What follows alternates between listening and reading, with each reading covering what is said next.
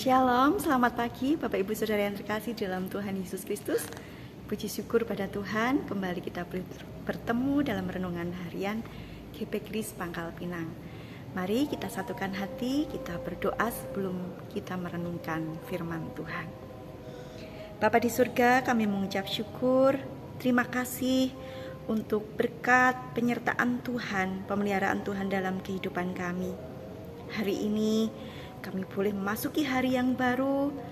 Tuhan, kami rindu untuk terus memohon pimpinan dan pertolongan-Mu untuk kami dapat menjalani hari-hari kami ke depan.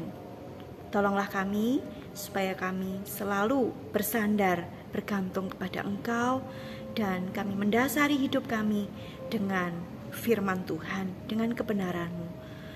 Tolong kami supaya kami siap untuk mengerti, memahami dengan pimpinan Tuhan, pimpinan dan penyertaan Roh Kudus yang menerangi hati dan pikiran kami.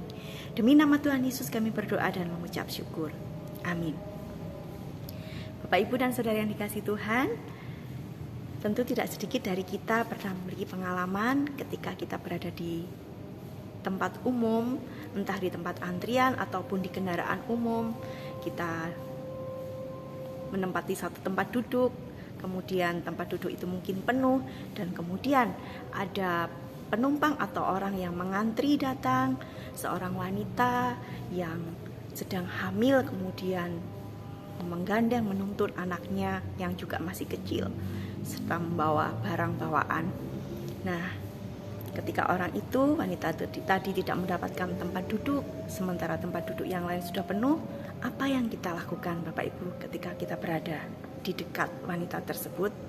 Tentunya sebagai orang yang memiliki belas kasih, kita akan memberikan kesempatan, memberikan tempat duduk kita, mempersilakannya untuk ibu dan anaknya tersebut menduduki tempat duduk kita. Nah, Bapak Ibu yang dikasihi Tuhan, judul firman Tuhan pada pagi hari ini adalah mengenai belas kasihan Tuhan Yesus.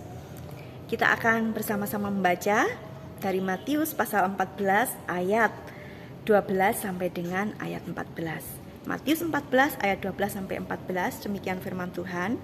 Kemudian datanglah murid-murid Yohanes Pembaptis mengambil mayatnya dan menguburkannya. Lalu pergilah mereka memberitahukannya kepada Yesus. Setelah Yesus mendengar berita itu, menyingkirlah ia dari situ dan hendak mengasingkan diri dengan perahu ke tempat yang sunyi. Tetapi orang banyak mendengarnya dan mengikuti dia dengan mengambil jalan darat dari kota-kota mereka. Ketika Yesus mendarat, ia melihat orang banyak yang besar jumlahnya. Maka tergeraklah hatinya oleh belas kasihan kepada mereka, dan ia menyembuhkan mereka yang sakit. Amin. Demikian bacaan firman Tuhan. Bapak, Ibu, dan saudara-saudara yang terkasih di dalam Tuhan, setiap orang itu diberikan kesempatan, dan bukan hanya kesempatan, tetapi juga kemampuan untuk memikirkan serta melakukan kebaikan bagi sesamanya, bagi orang lain. Tetapi rupanya tidak semua orang mau benar-benar menggunakan kesempatan dan kemampuannya untuk berbuat kebaikan tersebut. Mungkin dengan berbagai alasan. Nah, tetapi akan menjadi berbeda Bapak Ibu ketika setiap orang itu digerakkan oleh yang namanya belas kasihan. Atau dengan kata lain, arti dari belas kasihan itu belas asih, kepedulian, ikut merasakan secara mendalam dengan penderitaan atau kesusahan sesama. Jadi belas kasihan itu lebih kuat dari empati. Dia akan memunculkan usaha untuk mengurangi penderitaan atau kesulitan orang lain tersebut. Nah, Bapak, Ibu, dan saudara yang dikasihi Tuhan, kita bisa melihat juga di Matius pasal 9 ayat 10 sampai 13 ya. Dari Matius 9 ayat 10 sampai dengan ayat 13, di situ Tuhan berkata di ayat 13-nya, "Jadi pergilah dan pelajarilah arti firman ini, yang ku kehendaki ialah belas kasihan dan bukan persembahan, karena aku datang bukan untuk memanggil orang benar, melainkan orang berdosa." Ya, itu ketika Tuhan Yesus sedang berkumpul makan bersama, dan di situ ada banyak pemungut cukai, orang-orang berdosa. Lalu orang Farisi yang melihat itu, mereka menyalahkan sikap Tuhan Yesus, apa yang dilakukan Tuhan Yesus tersebut. Nah, kita melihat adanya belas kasihan itu membuat Tuhan Yesus menghampiri, mendatangi orang-orang berdosa. Dia mencari orang-orang berdosa tersebut. Belas kasihannya Tuhan Yesus itu dinyatakan dengan kesediaannya untuk juga melayani orang-orang yang membutuhkan, baik orang-orang sakit, orang-orang yang terabaikan, orang-orang yang diasingkan, dijauhi oleh sesamanya, orang-orang yang terkungkung dalam permasalahan. Begitu. Itu bisa kita lihat di pasal 9 ayat 35 sampai 38. Nah, di Matius 14 tadi yang sudah kita baca di ayat 12 sampai dengan 14. Di situ terjadi ketika Tuhan Yesus mendengar kalau Yohanes Pembaptis itu sudah dipenggal kepalanya oleh Raja Herodes. Dan Tuhan Yesus sadar kalau situasinya itu sedang tidak baik gitu ya. Sehingga Tuhan berencana untuk menyingkir dari tempat itu. Begitu. Tetapi ketika orang-orang banyak datang ya, Tuhan melihat mereka berdatangan dan membawa permasalahan yang mereka alami, rupanya hati Tuhan Yesus itu tergerak oleh belas kasihan, sehingga ia menunda rencananya untuk menyingkir, menunda keberangkatannya, dan Tuhan lebih memilih untuk melayani orang-orang banyak, orang-orang yang membutuhkan tersebut. Itulah yang dilakukan Tuhan Yesus, hal yang luar biasa yang didasari oleh karena belas kasihnya terhadap mereka yang membutuhkan uluran tangannya.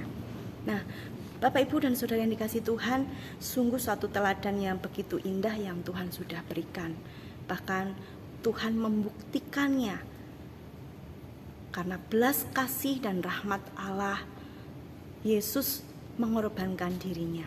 Oleh karena belas kasihnya kepada jiwa-jiwa yang terkungkung dalam dosa, belas kasihnya terhadap kita semua yang sesungguhnya tidak layak untuk dikasihi, kita yang sepantasnya untuk dihukum, tetapi Yesus mau datang, bahkan mau berkorban mati disalib untuk kita, orang-orang berdosa, orang-orang yang membutuhkan akan uluran kasih Tuhan ini, karena kita tidak sanggup menolong diri kita sendiri. Nah, Bapak, Ibu, dan Saudara yang dikasihi Tuhan, kiranya belas kasih Yesus dan apa yang Tuhan sudah kerjakan, apa yang Tuhan sudah berikan contoh bagi kita, teladan yang Dia berikan bagi kita, ini boleh membawa kita saat ini sebagai anak-anaknya boleh lebih peka dan menyadari, bahkan terpanggil, terbeban untuk melihat adanya banyak kebutuhan di sekeliling kita, Bapak Ibu. Mereka membutuhkan uluran tangan kita sebagai perpanjangan tangan Tuhan.